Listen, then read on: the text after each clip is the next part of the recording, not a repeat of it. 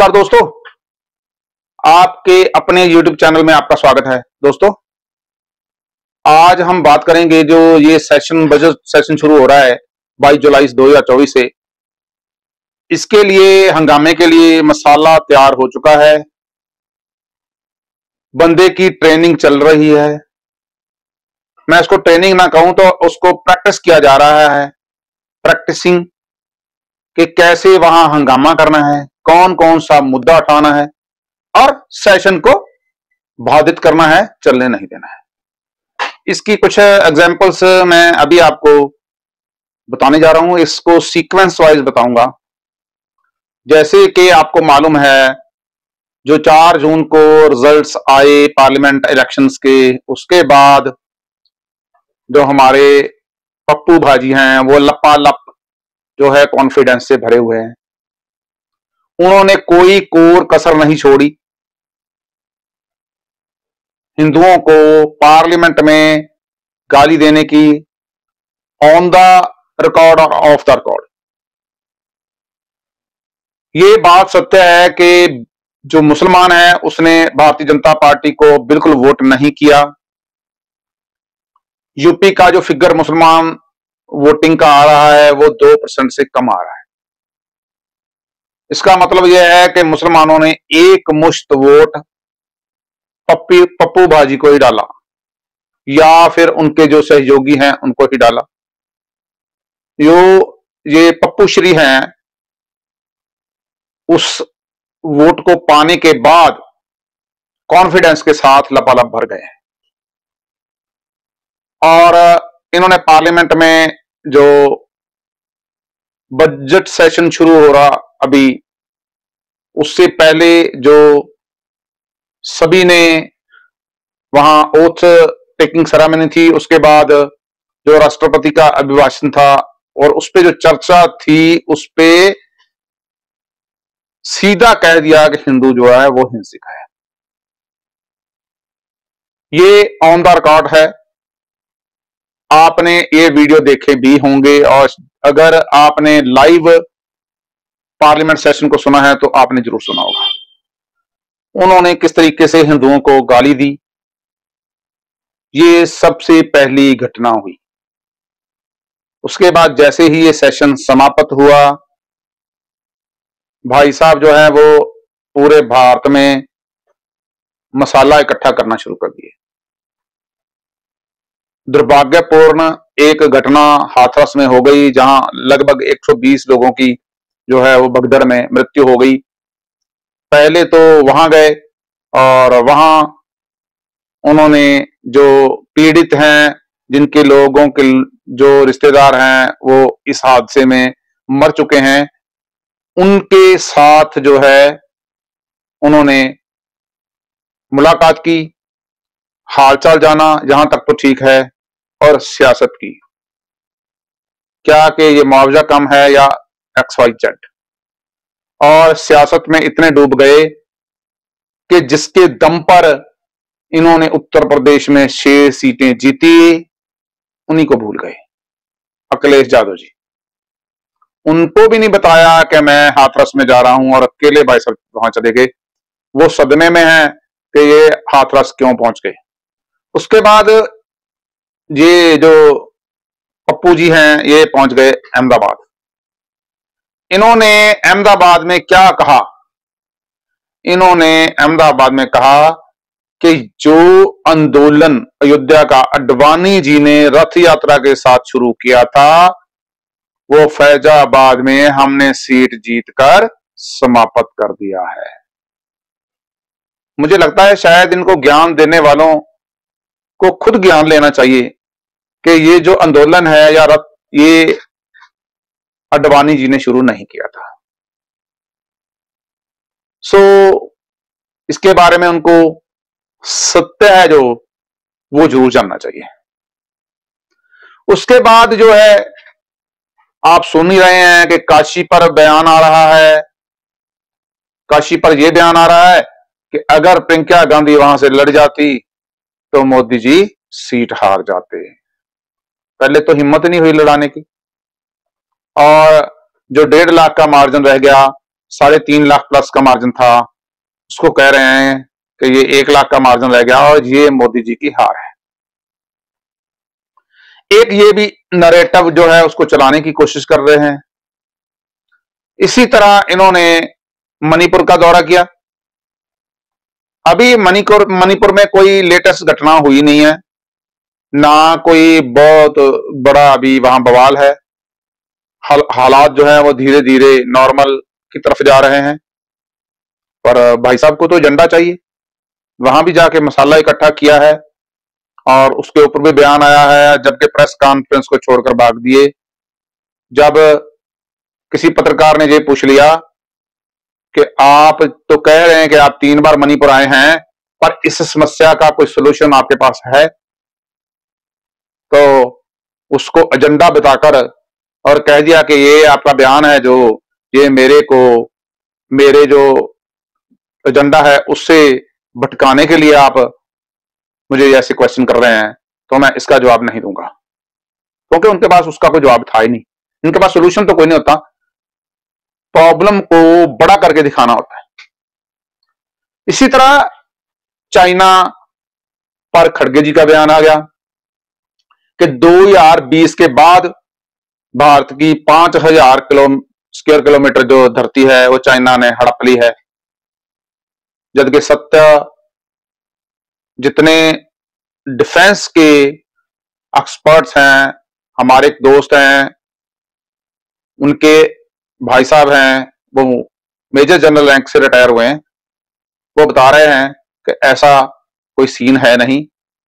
China जो camp बना रहा है वो उसी धरती पर बना रहा है जो 43,000 स्क्वायर किलोमीटर का एरिया हमने 62 में खोया था, जबकि जब इनके नाना जी हैं जो वो देश के प्रधानमंत्री होते थे। उसमें क्या हुआ, क्यों हुआ, वो किसी और वीडियो में बात करेंगे। देश का इतना बुरे हालात उस समय क्यों हुए। तो एजेंडा पूरा तैयार है, अभी हंगामा होने की तैयारी है। जिस दिन सेशन शुरू हो जाएगा, सिर्फ जब वो प्रेजेंट करेंगे बजट को 2 दिन 1 दिन, तब उस चीज को छोड़कर शायद उसको भी ना छोड़ें और ये जो है ये बवाल तो वहां करेंगे ही। और इसका इलाज क्या है? मैं मानता हूं ये उनकी कोई उपलब्धि नहीं है। इसमें सबसे ज्यादा कमजोरी भारतीय जनता पार्टी की अपनी है, और इसका इलाज भी जो है वो जरूर करना चाहिए। सबसे पहला तो यही है कि अगर कोई नैरेटिव लेके आते हैं, जैसे झूठ का नैरेटिव लेके आए वो रिजर्वेशन के लिए, काउंटर नैरेटिव बहुत जरूरी है। झूठ बोलने के मुकदमे भारतीय जनता पार्टी के पास, जिस पार्टी के पास 8 से 10 करोड़ के उनके सदस्य हों, वो पार्टी पूरे देश में 100 मुकदमे भी ना एक आदमी पर झूठ बोलने के लिए कर सके, ये विडंबना की बात है।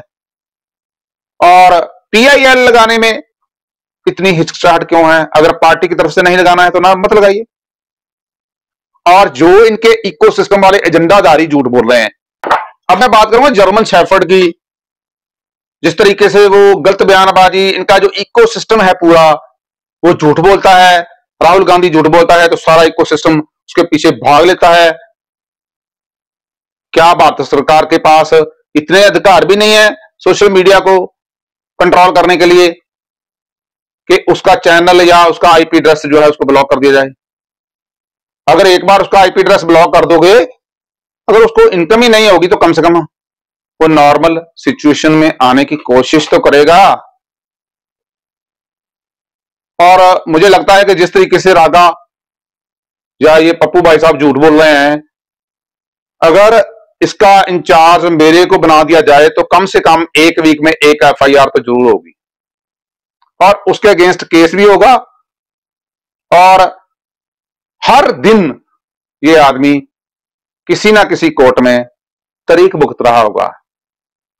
तब इसको पता चलेगा कि जो है वो झूठ कैसे बोला जाता है। ये सब भारतीय जनता पार्टी की अपनी कमजोरियां हैं। जो सारे और गठबंधन के लोग हैं, इंडी गठबंधन के या इसके इकोसिस्टम के, जो कहते हैं हम सनातन धर्म को डेंगू मलेरिया की तरह खत्म कर देंगे, समाप्त कर देंगे, सरकार ने उस पर कोई एक्शन नहीं लिया। और जो हमारी कोठा कोर्ट है वो तो क्या माशाल्लाह सबको जमानतें मिल रही हैं। इसके ऊपर भी कोई चेक जरूर होना चाहिए। एक एफआईआर क्यों करनी है? अलग अलग केसेस में, अलग अलग जगह पे अलग अलग केसेस और अलग अलग एफआईआर होनी चाहिए, ताकि इनको पता चल जाए हर दिन ये लोग जो है एक जगह से दूसरी जगह पर अपनी एफआईआर को अटेंड करने के लिए या अपने केस को अटेंड करने के लिए जाएं, और इनको पता चले कि झूठ कैसे बोला जाता है या सनातन को गाली कैसे दी जाती है। कोर्ट्स को भी जवाबदेह बनाना पड़ेगा। अगर कोर्ट्स को भी जवाबदेह भारतीय जनता पार्टी इस 5 साल में नहीं बना पाई, तो मान लीजिए आने वाला समय भारत के लिए बहुत खतरनाक है, क्योंकि कोर्ट्स के जजेस जो हैं वो भी इस इकोसिस्टम का हिस्सा हैं, और वो देश के लिए काम या कानून के लिए काम नहीं कर रहे। वो अभी एक मुसलमान को छोड़ दिया गया, वो जाली करेंसी जो है वो बनाता था, घर में प्रिंट करता था, वो सिस्टम का हिस्सा है। अगर हां उसकी जगह कोई ब्राह्मण या कोई हिंदू होता तो उसको सजा जरूर मिल जाती। ये इतना स्ट्रांग इकोसिस्टम बन चुका है। जजेस के ऊपर तो कम से कम एक काम तो जरूर करना चाहिए कि वो अपनी प्रॉपर्टीज जो है, मैंने पहले भी इस पे एक वीडियो बनाया था कि कोर्ट्स जो है वो अपनी औकात में कैसे रह सकते हैं, कि हर 3 महीने में कोर्ट के जजेस जो हैं वो अपनी प्रॉपर्टी का और अपने टोटल जो वेल्थ है उसका ब्यौरा ऑनलाइन अपलोड करेंगे। पता चल जाएगा, वो देश में हो या विदेश में, सभी जगह पे जितना भी उसका इकोसिस्टम है या जितना भी उसकी प्रॉपर्टीज है, वो पता चल जाएगा कि वहां से पैसा कहां से आ रहा है, या पैसा अगर अनलिमिटेड बढ़ा तो कैसे बढ़ा। और यूट्यूब, ट्विटर या फेसबुक जैसे जो सोशल मीडिया प्लेटफॉर्म्स हैं, क्या 100 करोड़ हिंदू हैं, 140 करोड़ भारतीय हैं। दुनिया में सबसे ज्यादा सोशल मीडिया का यूजेस भारत में होता है। क्या हम इतने गए गुजरे हैं कि हम अपना एक सोशल मीडिया का प्लेटफॉर्म भी उस लेवल पर ना खड़ा कर पाए? वैसे तो हम आईटी के दुनिया के ब्रांड एम्बेसडर बन रहे हैं। इसके ऊपर भी जो है भारत सरकार को सोचना चाहिए, क्योंकि जिस तरीके से इस बार यूट्यूब पे या सोशल मीडिया पे, ट्विटर पे या फेसबुक के थ्रू जो इनका इकोसिस्टम है या वेस्टर्न कंट्रीज का इकोसिस्टम है, जिस तरीके से उन्होंने इलेक्शन को प्रभावित करने की कोशिश की है, उसका काउंटर नरेटिव एक ही है कि हम अपना एक ऐसा सिस्टम बनाएं, इकोसिस्टम बनाएं, ताकि उसको काउंटर किया जा सके। क्या ऐसा कोई इकोसिस्टम भारतीय जनता पार्टी नहीं बना सकती है? और क्या जितनी जो फेयरवेल स्कीम्स हैं वो चलाई, 2011 की जनगणना के मुताबिक मुसलमानों की पॉपुलेशन 14% है, और सरकारी जो सुविधाएं हैं उसमें मुसलमानों की जो हिस्सेदारी रही है वो 34%, 34% रही है। 10 साल में जो इनकम बढ़ी है मुसलमानों की 28% और हिंदुओं की 18% बढ़ी है। अब जो गैप है वो मात्र 2,000 रुपए का रह गया है। 3,50,000 जो है मुसलमानों की पॉपुलेशन है, जो इनकम है एनुअल, और अदर्स की जो है 3,52,000 है, जबकि ये गैप जो है ये 35,000 से भी ज्यादा था 10 साल पहले। इस सारे सिस्टम के लिए भारतीय जनता पार्टी को सोचने की जरूरत है, और अगर इसके बारे में कुछ सोचा ना गया तो आने वाला समय भारतीय जनता पार्टी के लिए तो जो बुरा होगा होगा ही होगा, लेकिन हिंदुओं के लिए बहुत बुरा होने वाला है। इसका एक एग्जाम्पल आज जो फ्रांस में इलेक्शन के रिजल्ट्स आए हैं, जहां जो कम्युनिस्ट और इस्लामिस्ट वो उनका जो गठबंधन जीता है, जीतने के इमीडिएटली बाद जिस तरीके का तांडव उन्होंने फ्रांस में किया है, वो अपने आप में ये बताता है कि अगर ऐसा भारत में हुआ तो ऐसा तांडव आपको भारत में भी मिलेगा। अगर ये इस बार 240 सीटें भारतीय जनता पार्टी की नहीं आती, कहीं गलती से भी कांग्रेस की सरकार बन जाती, तो ऐसा तांडव आपको पूरे हिंदुस्तान में जरूर मिलता। दोस्तों, आप इसके बारे में क्या सोचते हैं? अपने विचार कमेंट बॉक्स में जरूर रखिए। जो दोस्त हेल्प करना चाहते हैं वो क्यूआर कोड जो है वो साइड पे हमने दे रखा है, उसके ऊपर जो है वो कर सकते हैं। और पेपाल आईडी भी हमारा है vdmanan@gmail.com, वो हमारा पेपाल आईडी है, उस पर भी आप हेल्प कर सकते हैं। आप फेसबुक में हमने एक ग्रुप बनाया है, be Hindu and help Hindus. So Hindu दोस्तों से मेरी एक गुजारिश है, एक मेरी रिक्वेस्ट है कि अगर आपने मुलाजिम भी रखना है तो कम से कम हिंदू जरूर रखिए। और जो सक्षम है वो अपने जो गरीब तबका है, अपने जो अपनी बरादरी है उसको सपोर्ट जरूर करें। आप अगर मेरी बात से सहमत हैं तो इस वीडियो को लाइक और शेयर जरूर करें। चैनल को अभी तक सब्सक्राइब नहीं किया तो कर लीजिए। बहुत जल्दी हम एक और धमाकेदार वीडियो के साथ हाजिर होंगे। तब तक के लिए जय हिंद, वंदे मातरम, भारत माता की जय, जय श्री राम।